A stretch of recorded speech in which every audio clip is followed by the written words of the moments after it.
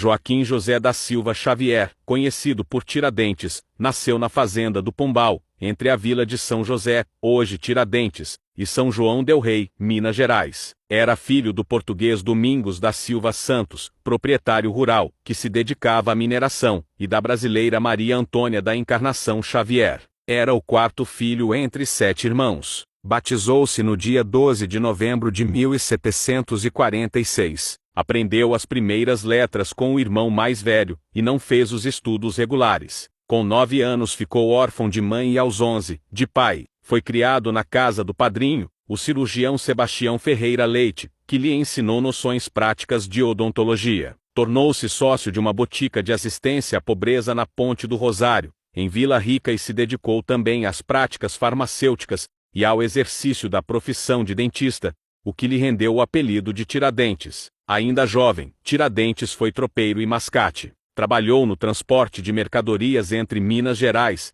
e o Rio de Janeiro com uma tropa de burros. Tentou a mineração, mas não obteve êxito. Nessa época, o auge da mineração de Minas Gerais já havia passado, e os portugueses acusavam o povo da colônia de burlar a coroa, quando estes diziam que as minas estavam esgotadas. Tiradentes começou a sentir a pressão do reino. Portugal exigia que grandes recursos humanos fossem aplicados exclusivamente na mineração, proibindo o estabelecimento de engenhos na região de Minas, e punindo todos os contrabandistas. Não só os mineiros, mas toda a população era obrigada a pagar elevados impostos, o que promovia um descontentamento geral na colônia. Em 1787, Tiradentes pediu licença do exército e seguiu para o Rio de Janeiro, onde foi tentar vida nova. Interessado pela engenharia, elaborou projetos para construir armazéns no cais para proteção e guarda das mercadorias. Projetou a canalização dos rios Andaraí e Maracanã, para a melhoria do abastecimento de água da cidade,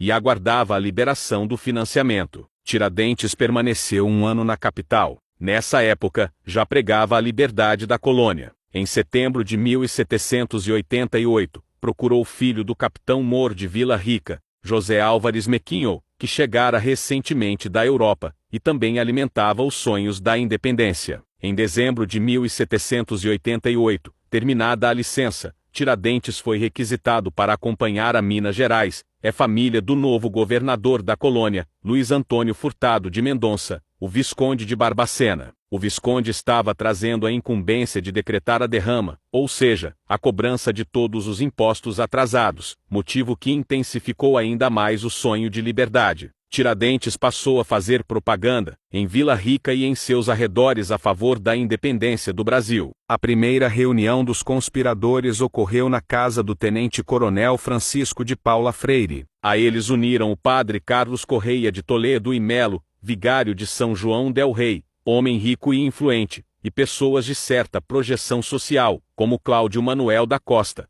antigo secretário de governo, Tomás Antônio Gonzaga, poeta e ex-ouvidor da comarca, e o minerador, Inácio José de Alvarenga. A Inconfidência Mineira, como ficou conhecida a rebelião já que os revoltosos estavam negando fidelidade à coroa portuguesa, foi planejada. Um projeto de constituição chegou a ser efetivamente redigido. A nova capital, sugerida pelos inconfidentes, deveria ser São João del Rei. Tiradentes propôs que a bandeira da nova república fosse um triângulo vermelho com fundo branco, simbolizando a Santíssima Trindade. Alvarenga sugere a inscrição tomada ao poeta latino Virgílio, liberdade ainda que tardia. No dia 15 de março de 1789, o coronel Silvério dos Reis, fazendeiro e minerador, introduzido no movimento, delata a conspiração em troca do perdão para as suas dívidas. Nessa época, Tiradentes encontrava-se no Rio de Janeiro, em busca de conquistar novos adeptos à causa revolucionária. No dia 1 de maio, Silvério chega ao Rio, e vai em busca de Tiradentes. No dia 10 de maio de 1789, a casa de Domingos Fernandes da Cruz, onde Tiradentes se encontrava, foi cercada, e Tiradentes foi preso. Dias depois, em Vila Rica, os seus companheiros também foram detidos, e iniciou-se a investigação e o processo dos acusados.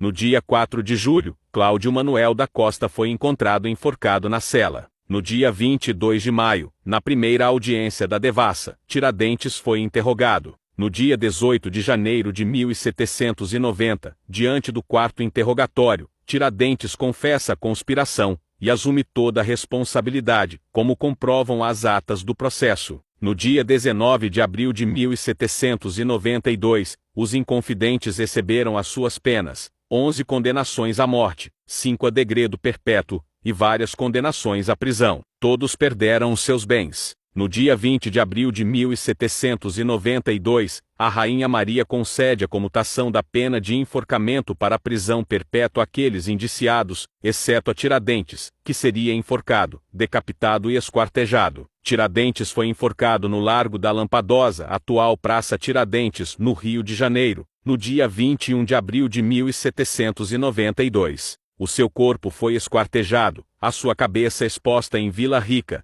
e os seus membros espalhados em postes no caminho entre Minas e o Rio de Janeiro. O reconhecimento do mérito de Tiradentes só veio em 1867, época em que foi erguido um monumento em Ouro Preto. Mais tarde é que o 21 de abril foi declarado feriado nacional pela Lei 4.897, de 9 de dezembro de 1965, e ele foi proclamado patrono cívico da nação brasileira.